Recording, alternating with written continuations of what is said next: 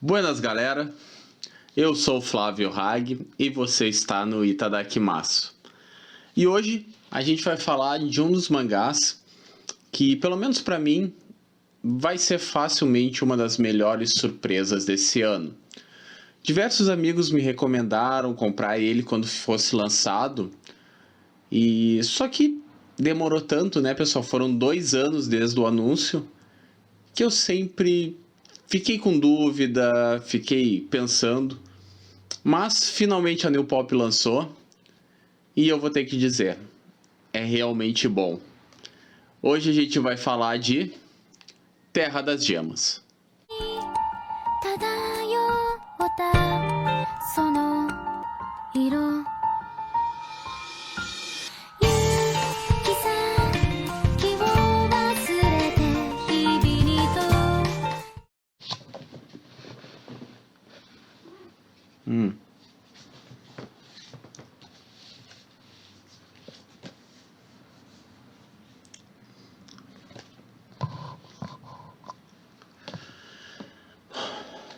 Bom, Terra das Gemas, ou Hoseki no Kuni, obra da Haruki Ichikawa. A Haruki Ichikawa, né, vocês vão ver no post que eu vou fazer semana que vem sobre o prêmio Taisho, ela é um dos principais nomes da nova geração dos mangakas. E até realmente estava surpreendendo a todos o quanto estava demorando para uma obra dela chegar aqui no Brasil. E finalmente chegou, né, Terra das Gemas. Chegou, na verdade, em 2019, quando a New Pop anunciou, mas só foi ser lançado agora em 2021, porque é a New Pop, né? A gente conhece, a gente está acostumado já com a editora.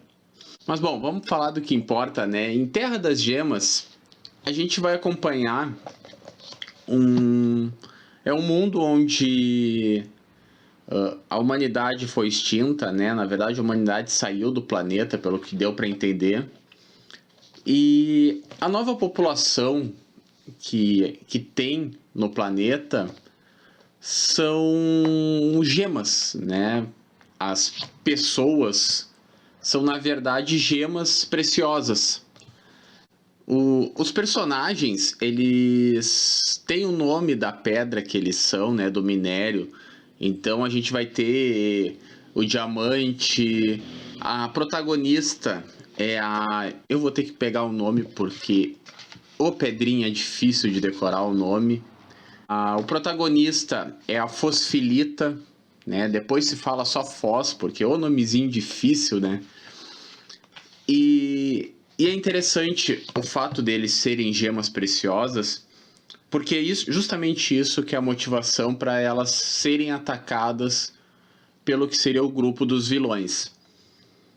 Esse primeiro volume, ele é bem confuso, ele é bem difícil.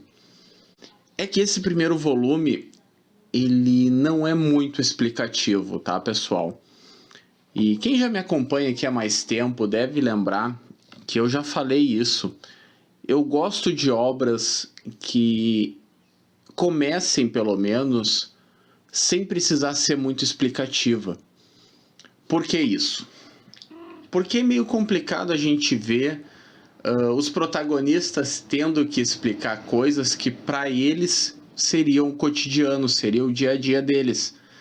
Então não tem por que eles estarem nos explicando por que os inimigos estão atacando. Não, eles já sabem, eles vivem aquilo há séculos. Então eles sabem por que os inimigos estão atacando. E Terra das Gemas vai um pouco nesse ritmo, tá? Ele começa sem dar muitas explicações do mundo, do universo. A gente vê eles vivendo a vida deles. O nosso protagonista, né? Ele tá procurando o lugar dele ali no meio, qual vai ser a função dele. E enquanto ele vai vendo isso, ele também vai conhecendo os dilemas das outras pedras. E assim a história vai acontecendo e as explicações vão vindo aos poucos, porque é necessário dar a explicação ali.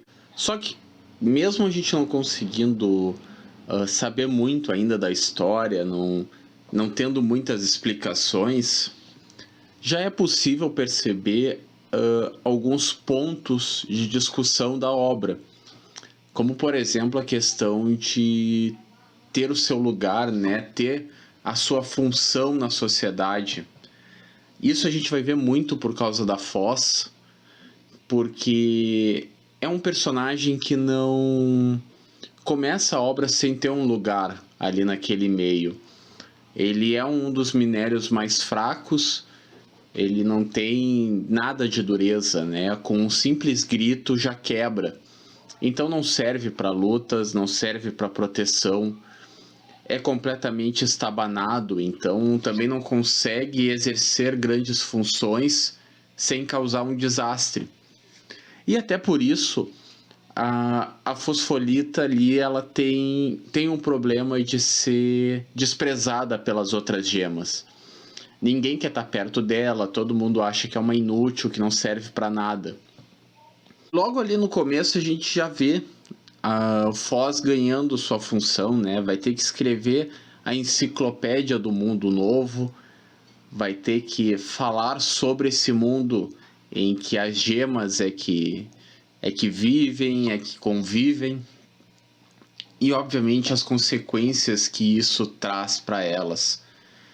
E obviamente para contar essas histórias, a Foz vai acabar se envolvendo com os outros personagens, com os seus dilemas, com os seus problemas, principalmente com o Cinabário, porque o Cinabário é um dos principais com problemas ali, porque obviamente vocês não devem conhecer, porque eu também não conhecia. O Cinabário é uma pedra venenosa. Ela solta um líquido que é prejudicial à saúde. E obviamente por isso o personagem Cinabário ele é meio que afastado do resto da população ali, do resto das outras gemas, porque o veneno é muito tóxico até mesmo para as outras pedras.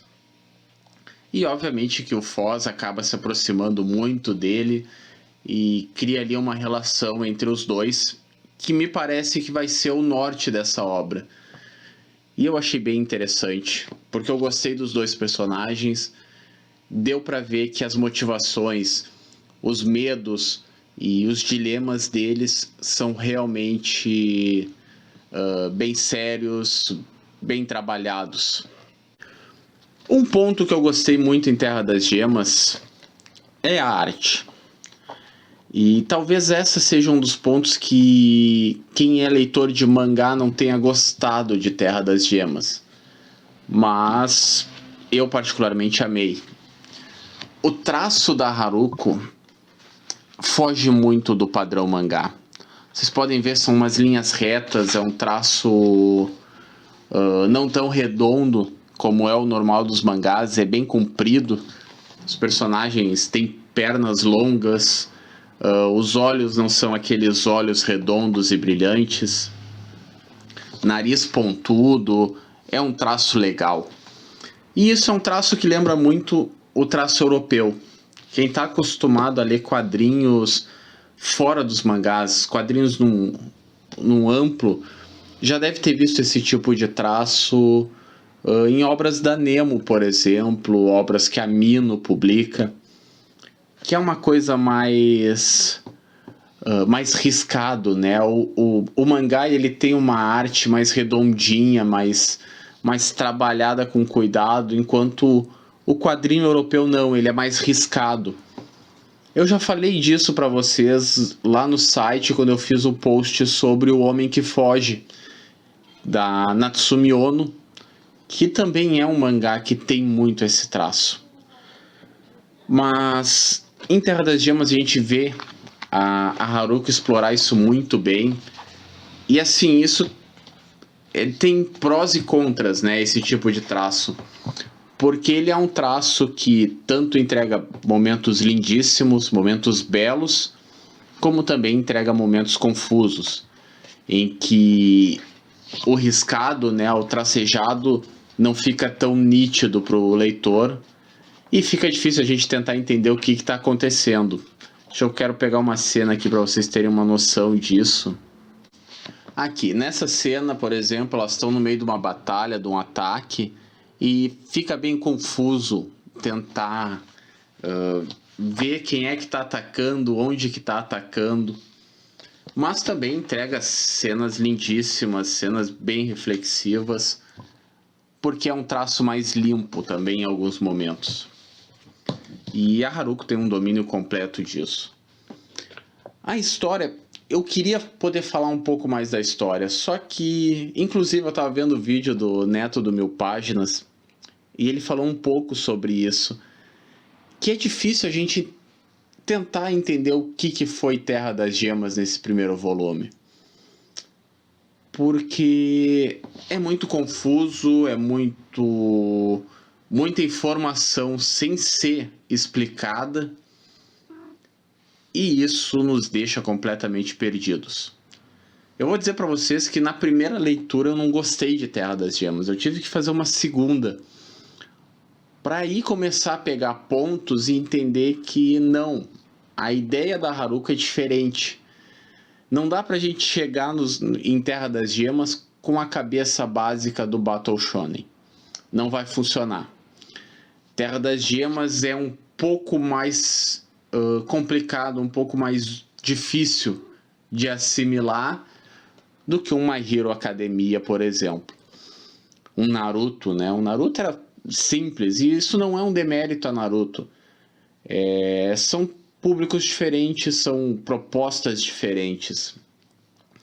Em Terra das Gemas não, a gente vai ter que pegar pistas, nós vamos ter que ver o jeito que uma fala com a outra para finalmente entender. Um ponto bem positivo, que dessa vez vou falar até um pouco da qualidade da New Pop. A New Pop teve um trabalho fantástico nessa obra. E alguns de vocês já devem estar pensando que lá vai vir o Hag reclamar do papel de Terra das Gemas. Porque vocês viram o meu vídeo de Inuyasha, onde eu ataquei o Offset completamente. Só que aí eu vou falar a mesma coisa que eu falei no vídeo de Inuyasha, tá, pessoal? E se vocês prestarem atenção em Inuyasha, vocês já entenderam o meu ponto. Terra das Gemas não é uma edição de luxo. E é só essa frase para explicar. O papel tá bom porque Terra das Gemas não é uma edição de luxo. A New Pop não tá cobrando R$70 em Terra das Gemas. Então, cabe um papel offset para baratear. E aqui a gente tem um traço que permite que esse papel offset brilhe um pouco mais, porque é um traço mais puxado para o cinza, é um traço mais reto, como eu falei antes, e isso permite que o branco do offset se destaque. Não é meu papel favorito, já falei isso para vocês, mas tem uma diferença entre um mangá normal, né, o mangá que está publicado ali na sua base de preço, com um papel em edição de luxo, edição definitiva. Outro ponto, e esse obviamente vocês já estão cansados de saber, né, vocês estão vendo pelo vídeo, é essa capa com efeito aqui holográfico. Isso aqui é maravilhoso. Não é a primeira vez que um mangá tem isso no Brasil, né, pessoal? Vocês devem lembrar que a Panini já tinha feito isso em Inuyashiki, mas comparando Inuyashiki com Terra das Gemas, o da New Pop me parece bem melhor. Ele parece mais... me lembra bem gemas, né? Lembra pedras preciosas, esse brilho tá muito bonito. E tem na contracapa também, né, pessoal? Não ficou só na capa principal. Nas orelhas também. Tem o brilho nas orelhas. Então a New Pop teve muito cuidado com esse mangá. Bom, sendo bem sincero, eu não sei mais o que eu posso falar de Terra das Gemas. Porque esse primeiro volume, ele nos deixou muito mais com dúvidas do que com certezas. A gente consegue perceber, obviamente, que ali tem uma história, Ali tem um caminho que pode ser seguido de um modo muito interessante. E ele atiça a curiosidade, ele nos deixa com vontade de ver mais.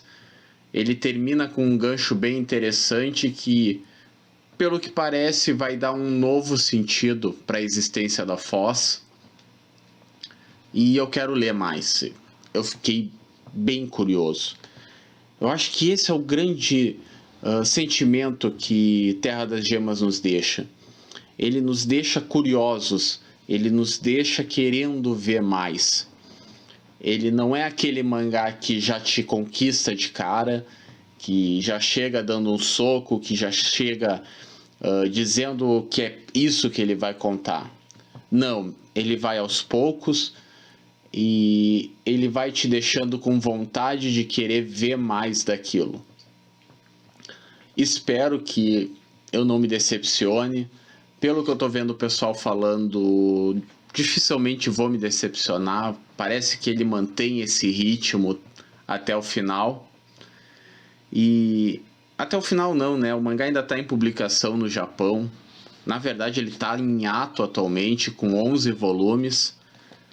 Mas, pelo que já me disseram, não deve ir muito mais longe que isso quando voltar do hiato. Bom, por hoje é isso então. Comentem se vocês estão pegando Terra das Gemas. Vocês gostaram? Vocês também ficaram com muito mais dúvidas do que certezas? Essa foi a minha sensação. Eu queria poder falar mais, só que eu não sei o que falar. Sinceramente, foi uma obra que eu ainda não consegui o sentimento que eu fiquei com ela. Não esqueçam de se inscrever aqui no canal, deixa o like se vocês gostaram. E é isso. Na segunda a gente volta, vai ter o Itadaki